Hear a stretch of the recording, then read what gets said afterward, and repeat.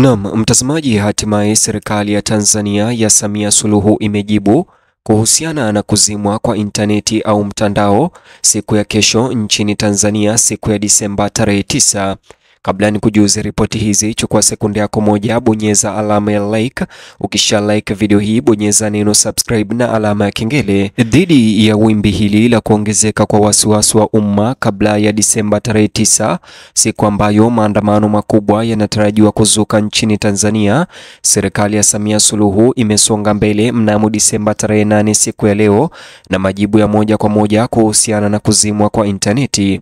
Waziri wa mambo ya ndani ya nchi George Simbachawene amezungumzia tetesi hizo katika maelezo ya kina na mahojiano na waandishi wa habari, akitaka kuwatoa hofu wananchi wa Tanzania kuwa mtandao wa kuzimwa si mara moja na hauji ghafla. Alisisitiza kuwa kukataza ufikiaji wa mtandao au intaneti sio chaguo linalopendelewa na serikali, lakini ikifikia wakati inabidi, akielezea kama hatua ambayo itazingatiwa tu katika hali mbaya ambapo usalama wa taifa unatishiwa moja kwa moja, basi Tanzania italazimika kuzima intaneti siku ya kesho. Kulingana naye, hali ya wasiwasi ya usalama hairuhusu hatua kali kama hiyo. Simbachawene alieleza kuwa serikali imekuwa ikifuatilia kwa karibu mienendo ya mitandaoni na nje ya mtandao, hasa kutokana na kuongezeka kwa wito wa maandamano, na iwapo machafuko yatazidi kupita kiasi, basi Tanzania haitakuwa na budi ila kuzima intaneti. Alibainisha kuwa wanaharakati wa kidijitali umekuwa kwa kasi ukisukumwa na vijana wa Kitanzania ambao wanategemea sana mitandao ya kijamii kuhamasishana, kuzua vurugu, kushiriki ujumbe na kukuza hisia za kisiasa. Walakini alisema kuwa shughuli za ufuatiliaji hazijafichua vitisho vyovyote vya kuaminika vya kutosha kuhalalisha kuzima kwa mtandao hadi kufikia sasa.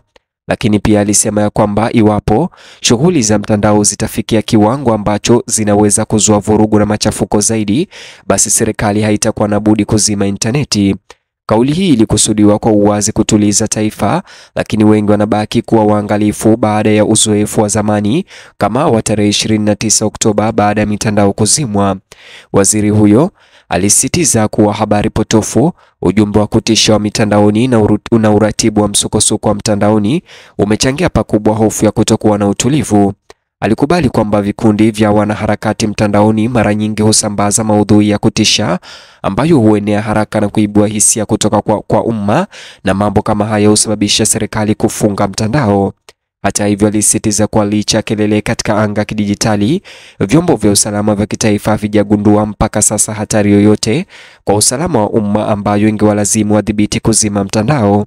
Katika hotuba yake, Simbachawene alisisitiza nafasi muhimu ya mtandao katika jamii ya kisiasa ya Kitanzania, akielezea kama huduma muhimu iliyojikita katika karibu kila shughuli za uchumi wa nchi. Aliwakumbusha umma kuwa benki, mifumo ya usafirishaji, miamala ya biashara na shughuli muhimu za serikali zinategemea pakubwa muunganisho dhabiti wa intaneti. Kwa sababu hii, alisema kuwa kuzima mtandao hakuwezi kuchukuliwa kirahisi, kwani kuna madhara makubwa zaidi ya siasa na utaratibu wa umma. Alieleza zaidi kuwa udhibiti wa mtandao si suala la usalama linalosimamiwa na wizara yake pekee, bali unahusisha ushirikiano mpana na sekta nyingine za serikali ikiwemo mamlaka ya mawasiliano Tanzania TCRA. Hata hivyo, alikariri kwamba kutoka kwa mtazamo wa usalama hakuna uhalali wa sasa wa kupendekeza kuzimwa kwa mtandao hadi kufikia sasa. Huu ulikuwa ufafanuzi wa kipekee hasa kwa wananchi waliokuwa na wasiwasi kwamba uamuzi huo unaweza kuwa wa ghafla, usioelezeka au unaoendeshwa kisiasa. Simbachawene alisisitiza kuwa serikali inatambua mtandao wa intaneti kuwa tegemeo la mamilioni ya Watanzania, hasa wakati wa matukio ya kitaifa na sikukuu za umma, wakati shughuli za mawasiliano na biashara zinapoimarika. Alisisitiza kuwa kukata njia hii ya kuzimwa kwa intaneti kiholela kutavuruga huduma muhimu Tanzania, kusimamisha shughuli za kiuchumi na kuleta mvutano usio wa lazima ndani na nje ya nchi. Ujumbe wake ulitaka kuhakikishia umma wa Tanzania kwamba hatua hiyo ingechukuliwa tu kama suluhu la mwisho, na iwapo tu udhabiti wa taifa hilo utakuwa hatarini au machafuko kuvuka mpaka. Pia alirejelea hali za zamani ambapo habari potofu zilizua hofu ya umma, akisema serikali sasa imejitolea kuhakikisha kuwa watu wanapokea sasisho sahihi na kwa wakati.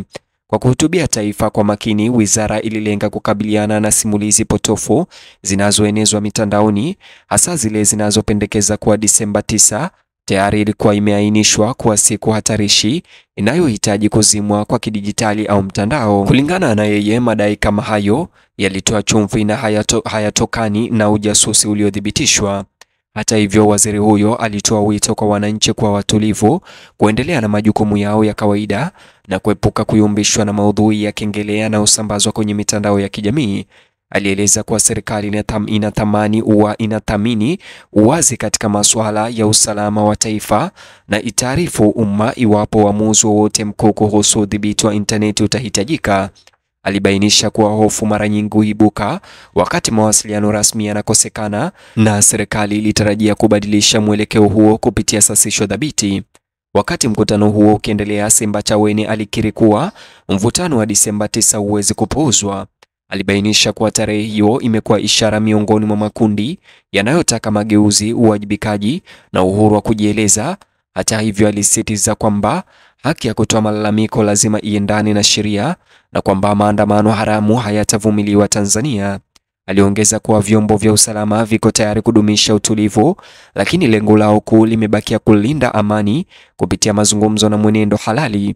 Pamoja na uhakikisho wake huo, Watanzania wengi bado hawana uhakika kama intaneti zitazimwa au la. Kuzimwa kwa intaneti kwa Oktoba 29 kuliacha alama kubwa ya kisaikolojia miongoni mwa Watanzania, haswa miongoni mwa vijana, wamiliki wa biashara na waandishi wa habari ambao walipoteza mapato, njia za mawasiliano na ufikiaji wa habari. Wakosoaji wanasema kuwa hata ikiwa hakuna kufungwa kunatokea mnamo Disemba 9, hofu yenyewe inaonyesha uhusiano mbaya kati ya serikali na idadi ya watu wanaofanya kazi mtandaoni.